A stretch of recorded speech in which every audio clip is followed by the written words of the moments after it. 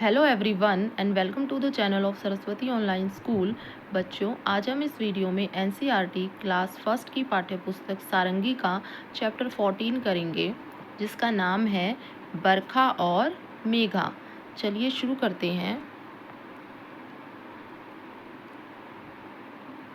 एक बार की बात है, दो सहेलियां थी, एक मुर्गी और एक बतख। मुर्गी का नाम था मेघा, बतख का नाम था बरखा। ठीक है, देखिए आपको चित्र में दिखाया गया है, ये है मुर्गी और इसका नाम है मेघा। ये है बतख, इसका नाम है बरखा। ठीक है, तो ये कह रहे हैं ये दोनों सहेलियां थी, मतलब फ्रेंड्स थी, और इनके नेम क्या थे? मुर्गी का नाम था मेघा और बतख का नाम था बरखा। उनके तीन तीन बच्चे थे। वे सब मेला देखने दूसरे गांव जा रहे थे। देखिए, ये है मुर्गी, ये है मुर्गी के तीन बच्चे, और ये है बतख, बतख के हैं तीन बच्चे। इनमें कैसे डिफरेंस पता चल रहा है? आप बतख के बच्चों की चोंच देखिए, और ये मुर्गी के बच्चे हैं, ये मुर्गी के बच्चों की चोंच देखो, और जो बतख है बेटा, बतख के बच्चों की चोंच थोड़ी चौड़ी होती है। ठीक है, तो ये हैं बतख के बच्चे और ये हैं मुर्गी के बच्चे।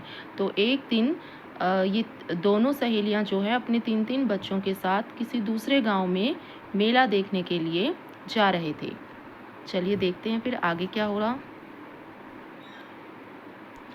रास्ते में नदी आ गई। मेघा ने कहा, हम नदी कैसे पार करेंगे? हम तो डूब जाएंगे। बरखा ने कहा, हम सब तैरकर नदी पार कर लेंगे। मेघा ने पूछा, वो कैसे? देखिए, अब जब ये दोनों मेला देखने के लिए जाते हैं तो रास्ते में क्या आती है? रास्ते में नदी आती है। ये देखिए नदी आपको दिखाई गई है, ये नदी आई है। ठीक है, तो अब जो मुर्गी होती है, जो मेघा होती है, वो बरखा से कहती है कि अब हम नदी कैसे पार करेंगे? तो बरखा क्या कहती है कि हम सब जो है तैर कर नदी पार कर लेंगे। लेकिन मेघा पूछती है वो कैसे? क्योंकि बतख तो बच्चों तैर सकती है ना, पानी में रहती है, लेकिन अब मुर्गी तो नहीं तैर सकती, तो वो कैसे नदी पार करेंगे? देखिए, बरखा ने सबको पास बुलाया और अपनी जुगत बताई। अब बरखा यानी कि जो बतख थी, उसने सबको अपने पास बुलाया और अपनी जो तरकीब उसने सोची थी वो बताई। सब खुशी से उछल पड़े। क्या बोले वो? हुर्रे!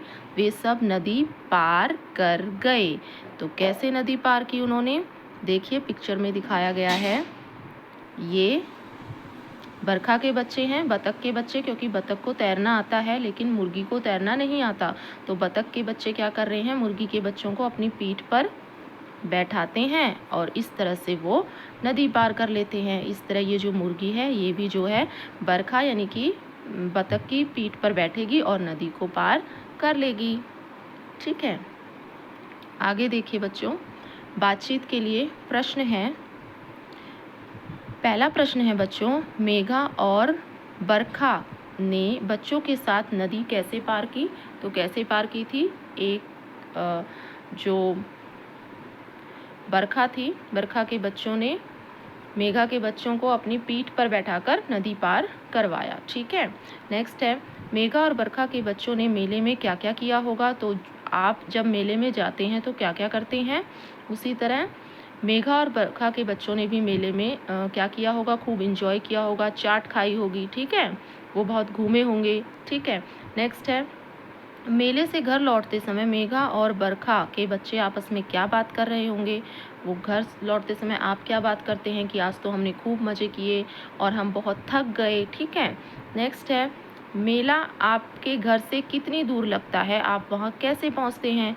जैसे आपको बताना है कि अगर आपके घर के आसपास जो मेला लगता है वो कितनी दूर लगता है, तो आप लिख सकते हैं कि जैसे मेला मेरे घर से 2 किलोमीटर की दूरी पर लगता है, और आप वहाँ पर जैसे पहुँचते हैं वो आपको बताना है। आप ऑन फुट पहुँचते हैं, किसी गाड़ी से, किसी व्हीकल से पहुँचते हैं, तो वो आपको यहाँ पे बताना है। नेक्स्ट है बच्चों, नीचे दिए गए चित्र को देखिए और गिनकर बताइए कि मुर्गी और बतख के कितने कितने बच्चे हैं। देखिए आपको बताया गया है ना, ये है मुर्गी के बच्चे, कितने हैं ये 3, और ये हैं बतख के बच्चे, तो ये कितने हैं 3। तो 3 बच्चे मुर्गी के हैं और 3 बच्चे बतख के हैं। दैट्स ऑल स्टूडेंट्स, ये था आपका चैप्टर। आई होप ये वीडियो आपको पसंद आई हो। अगर वीडियो पसंद आई हो तो वीडियो को लाइक करें, शेयर करें। अगर आप मेरे चैनल पर नए हैं तो चैनल को सब्सक्राइब करें। Thank you so much for watching.